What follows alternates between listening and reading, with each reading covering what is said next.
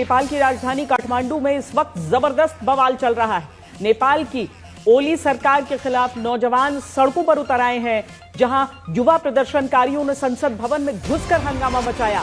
काठमांडू में सुरक्षा कारणों से कर्फ्यू लगा दिया गया है। पुलिस ने विरोध कर रहे युवाओं पर आंसू गैस के गोले दागे, पानी की बौछार की। इस प्रदर्शन में 5 युवकों की मौत हो गई है, जबकि 80 से अधिक घायल हुए हैं। इनमें 2 पत्रकार भी शामिल हैं। सरकार ने स्थिति को नियंत्रित करने के लिए सेना तैनात की है और भारत नेपाल बॉर्डर पर सुरक्षा बढ़ा दी गई है। युवाओं का कहना है कि सरकार ने सोशल मीडिया पर प्रतिबंध लगा दिया है और भ्रष्टाचार को बढ़ावा दिया है। यह आंदोलन नेपाल के कई शहरों में फैल चुका है और अब तक की घटनाओं ने स्थिति को बेहद जटिल बना दिया है।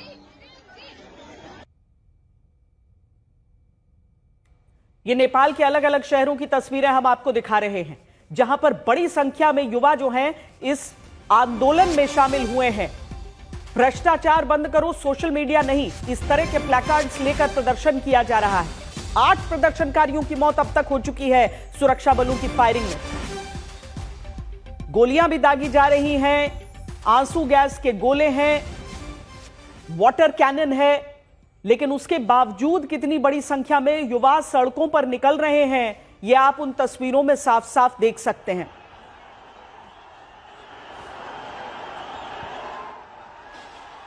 काठमांडू से पंकज दास और न्यूज रूम से प्रणय उपाध्याय हमारे साथ जुड़ रहे हैं। पंकज, पहले आप बताएं कि क्या सरकार की तरफ से केवल इसी तरीके से प्रोटेस्ट को रोका जाएगा कि गोलियां चलें, वाटर कैनन का इस्तेमाल हो, या फिर विचार हो रहा है उन छात्रों की मांगों को, उन युवाओं की मांगों को लेकर? सरकार ने अभी प्रधानमंत्री ने जो है कैबिनेट की बैठक बुलाई है। इससे पहले नेशनल सिक्योरिटी काउंसिल की भी बैठक बुलाई गई है, ताकि जो काठमांडू और देश भर के लॉ एंड ऑर्डर का सिचुएशन बिगड़ा हुआ है, उसको कैसे कंट्रोल किया जाए, इसको लेकर प्रधानमंत्री के आवास पर ही नेशनल सिक्योरिटी काउंसिल की बैठक बुलाई गई है। इसके बाद कैबिनेट की बैठक है, तो हो सकता है, लोगों को अंदाजा है कि सरकार अपने साथ जो फैसले हैं, जो सोशल मीडिया पर बैन करने का जो फैसला है, उससे सरकार वापस हो जाए और सोशल मीडिया पर प्रतिबंध हटा दिया जाए, ऐसी उम्मीद की जा रही है। लेकिन इसी बीच मरने वाले प्रदर्शनकारियों की संख्या जिस तरह से बढ़ रही है और इसके कारण से प्रदर्शन और अधिक उग्र होता जा रहा है। जैसे जैसे यह खबर काठमांडू के बाहर के शहरों में फैल रहा है, वैसे उन जगहों पर भी, काठमांडू के बाहर भी कई शहरों में प्रदर्शन लगातार जारी है और यह प्रदर्शन जो है उग्र होता जा रहा है। प्रणय, इस जनरेशन के लिए हमेशा यह कहा गया कि मोबाइल फोन में पूरी दुनिया सिमट जाती है, लेकिन आज जब ये करप्शन हटाओ, सोशल मीडिया पर बैन नहीं लगाओ, इस तरह की स्लोगन्स के साथ ये पीढ़ी अगर सड़कों पर उतर रही है, तो ये पूरी व्यवस्था में कुछ न कुछ गड़बड़ी की ओर इशारा भी करती है। देखिए श्वेता, ये बहुआयामी समस्या है, क्योंकि दुनिया भर के लोकतंत्रों के लिए सोशल मीडिया को रेगुलेट करना या उसका नियमन एक बड़ी चुनौती बनती जा रही है। लेकिन इसके साथ साथ जिस तरीके से उसका नियमन करने की कोशिश की जा रही है, वहीं पर सारा पेंच है, क्योंकि सीधे तौर पर 26 सोशल मीडिया प्लेटफॉर्म्स के ऊपर प्रतिबंध लगाया गया और उस प्रतिबंध के बाद लोगों की नाराजगी का इजहार लोगों ने किया, लेकिन ओली सरकार ने उसे दरकिनार किया, वहां पर उसका ध्यान नहीं रखा गया। और अभी तक अगर आप देखें, इतने घंटे से काठमांडू की सड़कों के ऊपर एक तरीके से उपद्रव और तांडव वहां पर चल रहा है। गोलियां चल चुकी हैं, लेकिन अभी तक आधिकारिक बयान सरकार की तरफ से सामने नहीं आया है। जो बताया जा रहा है उसके मुताबिक शाम को करीब 5 बजे जो है वो आपात बैठक बुलाई गई है सुरक्षा की, साथ ही संसद की एक महत्वपूर्ण बैठक भी बुलाई जा रही है। जो उपद्रवी हैं या जो प्रदर्शनकारी हैं वो संसद परिसर के अंदर दाखिल हो चुके हैं। गोलीबारी वहां हुई है, 5 लोगों के मारे जाने की खबर है, 80 लोग घायल बताए जा रहे हैं। और इस तमाम अफरा तफरी के बीच सड़कों पर से तस्वीरें केवल काठमांडू से नहीं आ रही हैं, बल्कि जो रिपोर्ट्स आ रही हैं वो बताती हैं कि पूरे नेपाल के अंदर इस तरीके का प्रदर्शन फैल चुका है। और युवाओं का ये गुस्सा जब सड़कों पर उतरा है, तो फिर बहाने के अंदर आपको सरकार के अंदर का भ्रष्टाचार, बेरोजगारी की समस्या से लेकर जो बिजली की समस्या, पानी की समस्या, सड़क की समस्या, इस तरीके की जब भी घटनाएं होती हैं तो फिर रैलिंग पॉइंट बन जाते हैं। साथ ही एक और महत्वपूर्ण पॉइंट है श्वेता, कि हमने देखा है कि इसी तरीके से छात्रों का जो प्रदर्शन है उसकी परिणति सत्ता बदलाव के अंदर ढाका में हुई थी और कोलंबो के अंदर इसी तरीके की जब घटनाएं हुई थी। तो जनता जब सड़कों पर उतरती है और इस तरीके का उपद्रव होता है, तो फिर उसकी परिणति किसी भी चरम तक जा सकती है। ये बड़ी चुनौती होगी ओली सरकार के लिए कि हालात को यहाँ पर किस तरीके से नियंत्रित किया जाए। वाकई इतिहास गवाह है कि जब भी युवा सड़कों पर उतरे हैं किसी भी मुद्दे को लेकर, तो उसके बाद सरकार के लिए एक बहुत बड़ी परेशानी रही है। लेकिन पंकज, जिस तरीके से पिछले कुछ समय में अलग अलग सोशल मीडिया प्लेटफॉर्म्स में, चाहे जो वीवीआईपी हैं उनकी जिंदगी और आम लोगों की जिंदगी, इसका कॉन्ट्रास्ट दिखाते हुए वीडियोस आए, ये सारी चीजें अहम रही। कारण पर ऑफिशियली क्या दिया गया इन सबको, इन सोशल मीडिया प्लेटफॉर्म्स पर प्रतिबंध के लिए? जो प्रदर्शन, इसके पीछे कई कारण बताया जा रहा है, जैसे कि करप्शन एक बहुत बड़ा कारण बताया। जो प्रदर्शनकारी थे उन्होंने करप्शन को बड़ा मुद्दा बताया है, लेकिन इन सब कारणों के पीछे जो है ये आग में घी का काम किया सोशल मीडिया पर बैन करना। कम से कम अब तक क्या था, सोशल मीडिया बैन से पहले जो सरकार के खिलाफ आक्रोश था, सरकार के फैसलों के खिलाफ जो लोगों की एक अभिव्यक्ति थी वो सोशल मीडिया पर आ जाती थी। जो भी किसी को भी कुछ भी कहना होता था, अपनी बातें पहुंचानी होती थी, वो सोशल मीडिया के जरिए पहुंच जाती थी सरकार तक। इससे कई सारे फायदे भी होते थे और कई सारे नुकसान भी है, ये अपनी जगह है। लेकिन इन तमाम अपनी नाकामियों को छिपाने के लिए जब सरकार गलत नियत को सोशल मीडिया पर बैन करती है और उससे सरकार की नियत की साफ दिखती है कि सरकार जिस तरह से प्रधानमंत्री की अभिव्यक्ति आती है उसको लेकर, उससे और ज्यादा गुस्सा जो है वो युवाओं में दिखा, और जिसका कारण है कि आज लाखों युवा सड़कों पर उतर आए हैं। और एक दिन अभी सिर्फ सुबह 10 बजे से शुरू हुआ था ये, और अभी 3-3:30 बज रहे हैं। तो अभी आप समझ सकते हैं कि इतनी ही देर में सरकार की हालत खराब हो गई है, पसीने छूट गए हैं, सेना को सड़कों पर बुलाना पड़ रहा है। तो निश्चित रूप से सरकार की एक स्ट्रेटेजी विफल हो गई है, और सरकार को हो सकता है कि शाम 6 बजे की कैबिनेट बैठक में सरकार इस पर कुछ फैसले लें। पंकज, मैं आपसे ये जानना चाह रही थी कि ये जो फैसला रहा प्रतिबंध का, जो बैन लगाने का सोशल मीडिया पर, सरकार की तरफ से आधिकारिक कारण क्या इसका बताया गया था?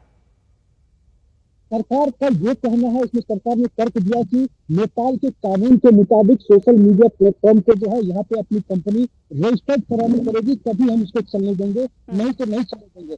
सरकार कंटेंट पर कंट्रोल करना चाहती है। जो सरकार चाहेगी कि यदि कोई कंटेंट उनको पसंद नहीं है वो कंटेंट तुरंत हटा दे। अगर कुछ भी इस तरह का वीडियो या कोई पोस्ट सोशल मीडिया पर अपलोड किया जाता है और उस सरकार को पसंद नहीं आती है तो उसको हटाने के लिए यहाँ से फिंगरप्रिंट पत्र लिखा जाता है, और उसको होते तो बहुत टाइम लग जाता है।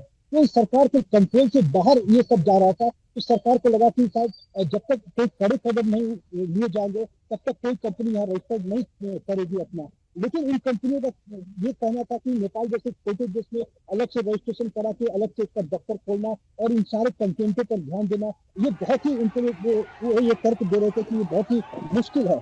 वो कह रहे थे कि भारत में सबका दफ्तर है, सभी कंपनियों का दफ्तर भारत में है, हम वहीं से इसको कंट्रोल कर लेंगे, वहीं से आपकी जो शिकायतें उसको सुनेंगे। लेकिन सरकार बिल्कुल इस पर सुनने को तैयार नहीं थी, और एक सुप्रीम कोर्ट का डिसीजन भी आ गया जो सोशल मीडिया कंटेंट को आप नियमन कीजिए। उन्हें बैन करने के लिए सुप्रीम कोर्ट ने कभी नहीं कहा, इसको रेगुलेट करने के लिए कहा था, लेकिन इस रेगुलेट के नाम पर सरकार ने जो है सारी सोशल मीडिया पर बैन कर दी।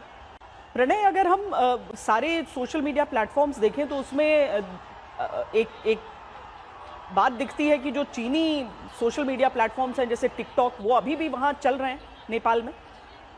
जी, चीनी चल रहे हैं। इसके अलावा दक्षिण पूर्व एशिया के अंदर वाइबर और जो दूसरे सोशल मीडिया प्लेटफॉर्म्स हैं या मैसेजिंग एप्लीकेशंस हैं वो वहां पर चल रहे हैं। लेकिन कई जो 26 प्लेटफॉर्म्स बैन किए गए हैं, जिसके अंदर फेसबुक भी है, जिसमें गूगल भी है, यूट्यूब उसके अंदर है, व्हाट्सएप वहां पर है।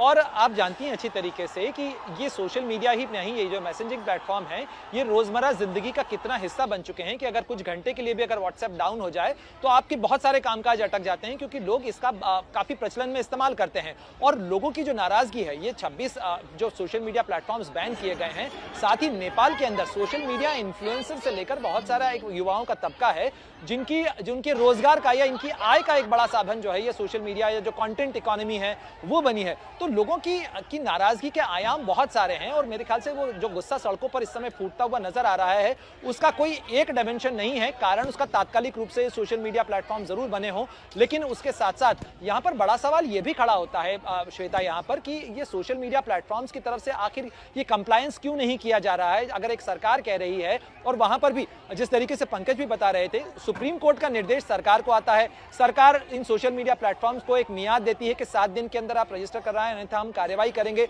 ये कंपनियां जो हैं अपनी तरफ से हीला हवाला करती हैं, और उसके बाद स्थिति यहां तक आती है दुनिया भर के अंदर टेक कंपनीज और बड़े जो टेक जायंट्स हैं उनकी भी जवाबदेही और उनकी भी जिम्मेदारी कहीं ना कहीं तो तय होती है। और अगर ये स्थिति यहाँ पर पहुंचती है तो एक जिम्मेदारी उनकी भी बनती है। हालांकि फिर भी सवाल खड़ा होता है कि सरकार को लॉ एंड ऑर्डर मेंटेन करना होता है, और सरकार को अभी फिलहाल सबसे बड़ी चुनौती तो ये है कि काठमांडू की सड़कों के ऊपर जो लोगों का उपद्रव और आगजनी हो रही है उसको कैसे नियंत्रित किया जाए, ये सबसे बड़ी चुनौती इस समय ओली सरकार के सामने होगी।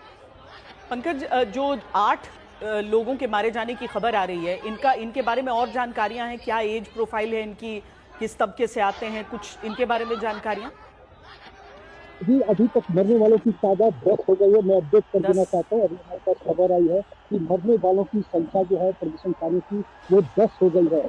ये सारे युवा प्रदर्शनकारी हैं और इनमें कई सारे स्कूल के जो छात्र हैं वो बताए जा रहे हैं, क्योंकि प्रदर्शन के दौरान हमने देखा कि स्कूल कॉलेज की यूनिफॉर्म में पहने हुए जो बच्चे हैं वो भी सड़कों पर दिखाई दे रहे थे, वो भी प्रदर्शन करते हुए दिखाई दे रहे थे। और घायलों में और मरने वालों में भी कई सारे जो है वो स्कूल कॉलेज के जो छात्र हैं और वो ही हैं। तो आज का जो ये पूरा का पूरा प्रदर्शन था वो जेंजी और रेगुलेशन का था, और तो इसलिए सारे जो घायल हैं, जो मरने वाले हैं, वो सभी 20 से 25 साल के युवा ही इसमें हैं।